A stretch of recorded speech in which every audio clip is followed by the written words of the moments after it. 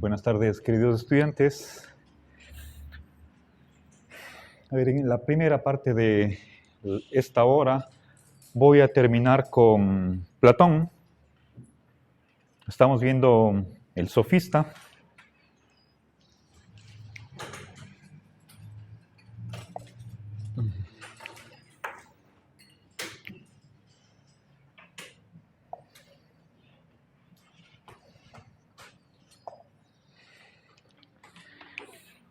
Y bueno, tal vez no más de 10 minutos a lo más. E inmediatamente empezamos con nuestro siguiente autor, que es Aristóteles. El capítulo de Aristóteles es más complicado. Tengo planificado avanzar las dos primeras secciones nada más en el resto de esta sesión. Bueno.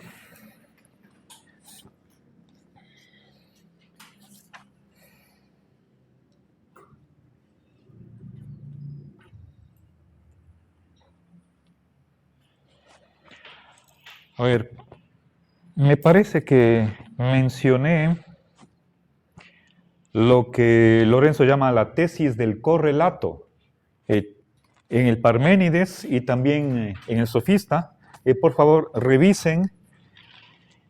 ¿Tienen ustedes esta idea de que lo que simplemente no es impensable y no puede ser hablado? Está en el 238C. ¿Hay esa idea? Bueno, a ver, pongamos...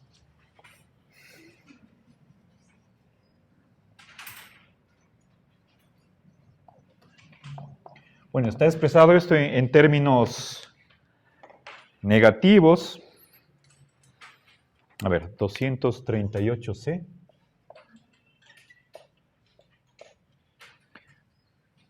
Lo que simplemente no es.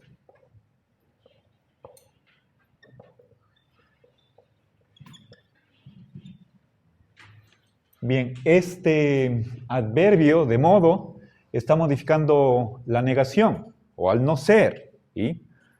Lo que simple y llanamente no es. ¿Sí? Es impensable.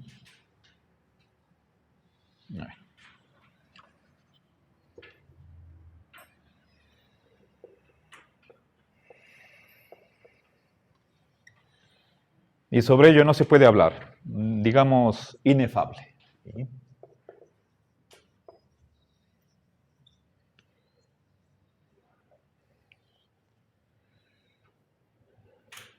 Bien. O sea, para que nosotros podamos pensar o hablar sobre algo, ese algo tiene que existir. Y eso expresado en términos positivos. ¿Sí? Lo que simplemente no es... aquí pensaba que estaba repetido, necesitamos. Lo que no es, tiene estas dos características. Lo que no existe. Y este primer es existencial.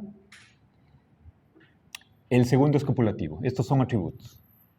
¿Ya?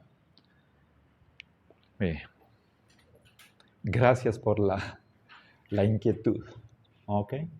Bien, entonces... Bien, inefable, que no podemos referirnos a eso, entre comillas, porque no existe. Entonces, no puede recaer ni nombre, ni una oración sobre lo que no existe. Ahora, para terminar, quiero dar dos ejemplos más de qué es lo que considera falsedad Platón en este libro. ¿Sí? Una de esas caracterizaciones está en el 260C. Ya les he dado por lo menos una antes, pero es un tema recurrente y vale la pena que lo tengamos presente. La falsedad es pensar o decir lo que no es.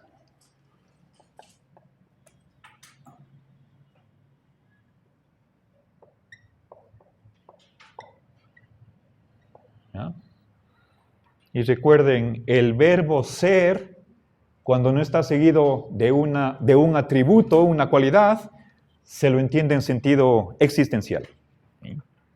En griego en general. Bueno, y también en español. Entonces, ¿cuál es la idea que está detrás de esta caracterización? Que para que sea posible la falsedad, ¿qué es lo que hace el sofista? Recuerden, estamos tratando de, el contexto es explicar, describir lo que hace un sofista. Para que haya falsedad en general, sí, aquí en primer lugar está adscrito al pensamiento o al lenguaje, tiene que darse el no ser.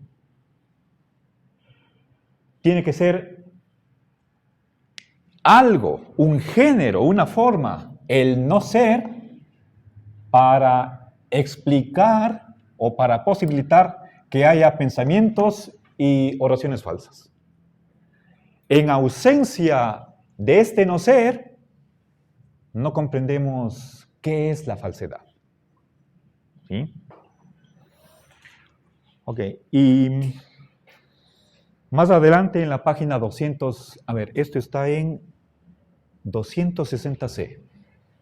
¿Sí?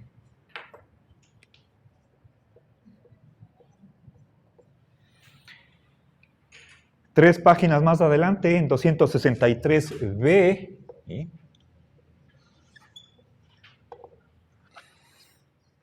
Platón afirma que una oración falsa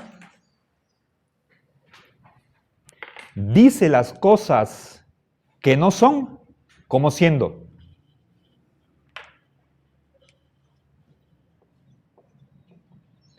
A ver, expresado de una manera más castiza, dice que las cosas que no son o que no existen, sí son. Es decir, dice cosas diferentes de las cosas que son. ¿Ya?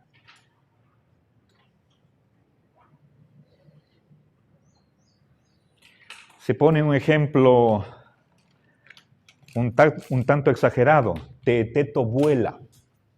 ¿Sí? Teeteto es un ser humano. Un ser humano no vuela, no es un ave.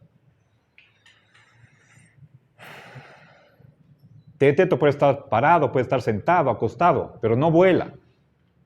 Entonces, decir que Teeteto vuela, eso es falso. ¿Por qué?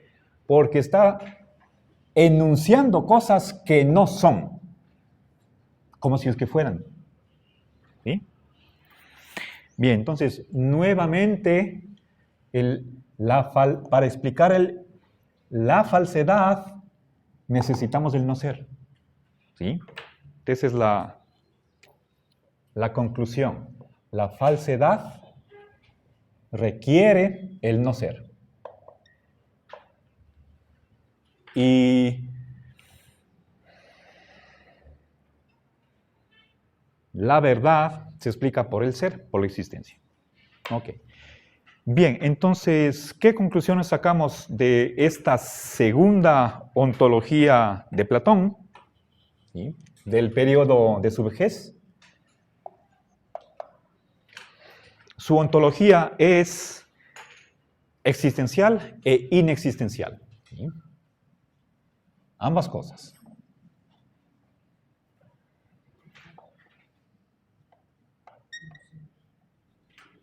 ¿Por qué es existencial? Porque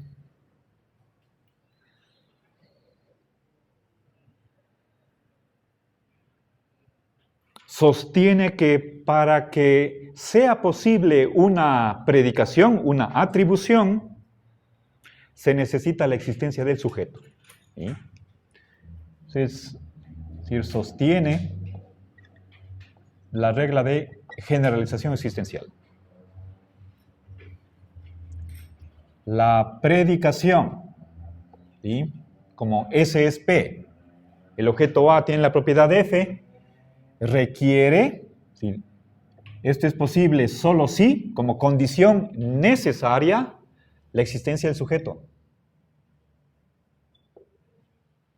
¿Sí? Que exista el sujeto. ¿Okay? Bien. Ahora, ¿por qué es inexistencial? A la vez, existencial y no existencial. Por dos razones. Por una parte, porque existe el no ser. Como una forma. Y bueno, lo extraño es que diga que el no ser existe tanto como el ser. Eso al mismo nivel. A ver, no recuerdo. Tiene que estar ahí en el sofista, esa. Pero en el resto de su obra, Platón habla de grados.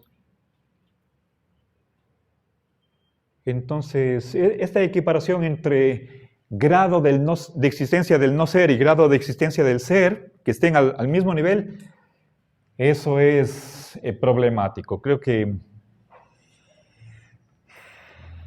el resto de la obra desmiente ese acerto. ¿Sí? Y por otra parte, en segundo lugar, ¿por qué su ontología de la vejez es inexistencial? Porque todo tiene no ser. Incluso el ser, la existencia. ¿Sí? Recuerden, vimos al final de la última hora que la diferencia,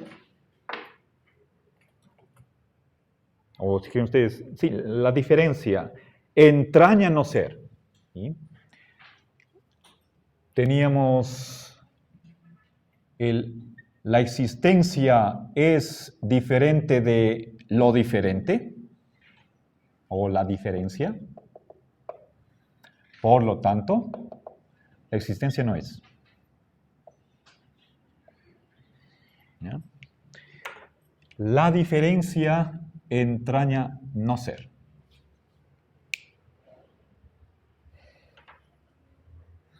La mesa no es la silla. Por lo tanto, la mesa está en una relación de no ejemplificar la forma de la silla. Si no ejemplifica, si tiene la relación de no ejemplificar una forma, entonces tiene un tipo de no ser. ¿Sí? Bien.